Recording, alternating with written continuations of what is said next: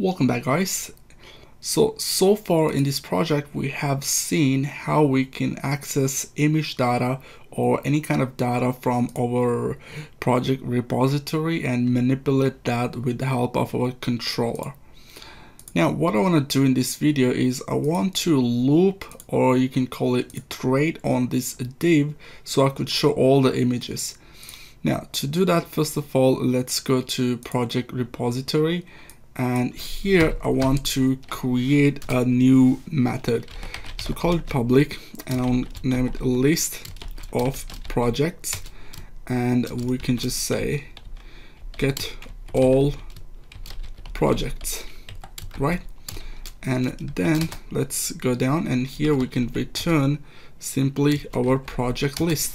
And here we have created a project list. That's what holding all this data, right? So we're going to return this. The reason why I created this method is because this is a private. We cannot access this outside of this class. So we need to create a public method which will let us access all this data outside this class. Now we have created that. I'm going to save the file.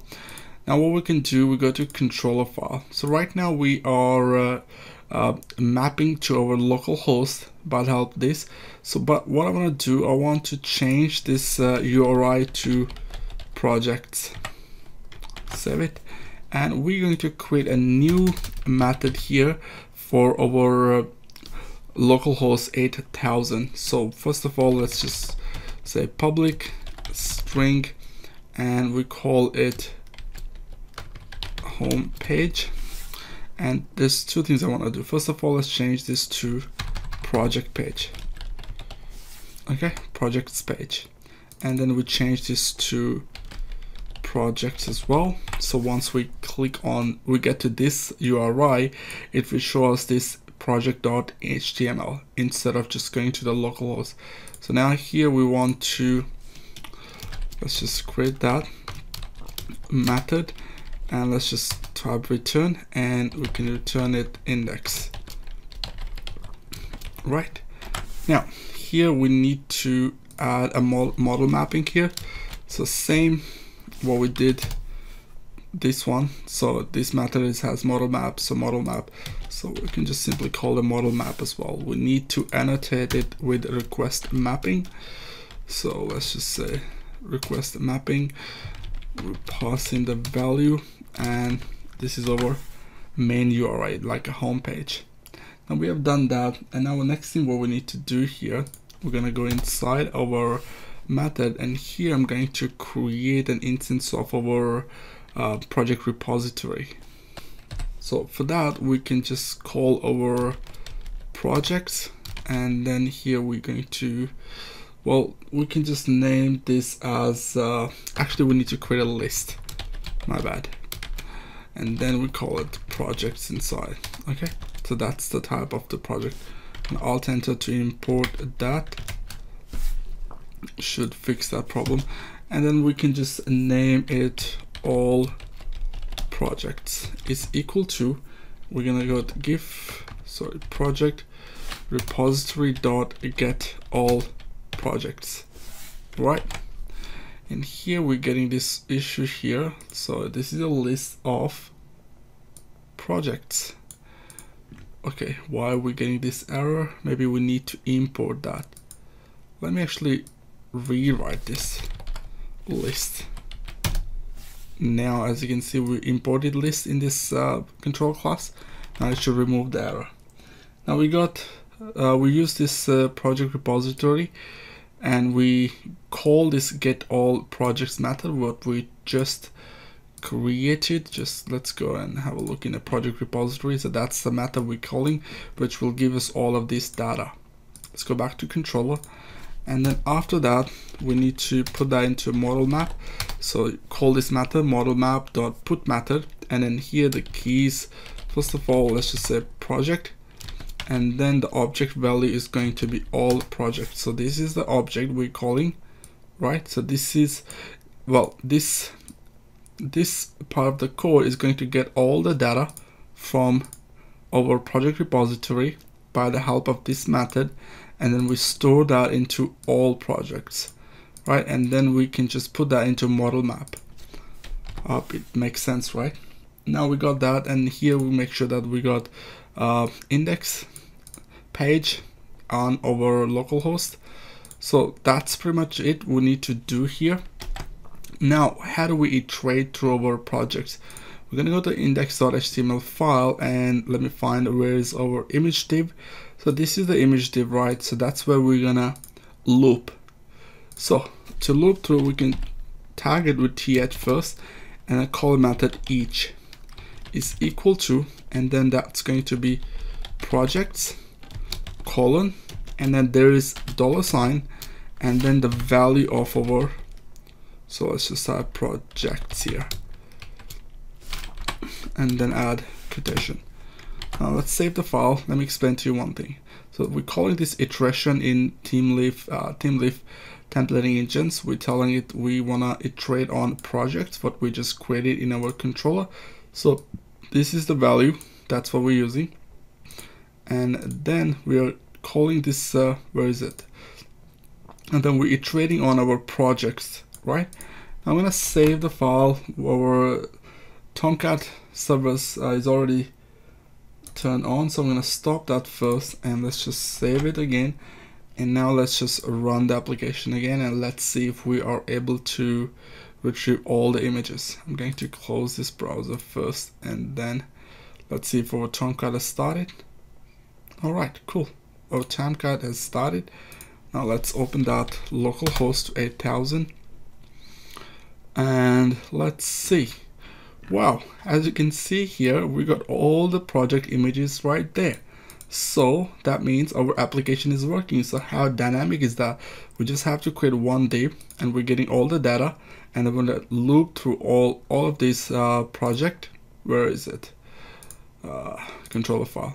Okay, so each of these product, whatever the data we get from there, it will loop through this, and then it will retrieve the data and print it out to our index.html. Now this is dynamic. What if we go to project repository, and I'm gonna add a comma here, new projects, and I'm gonna name it as P7,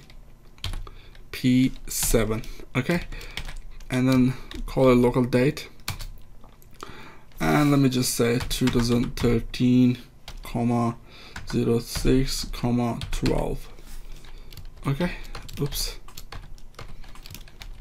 and let's just add comma, and then the developer name is going to be, well, we just say bot, right?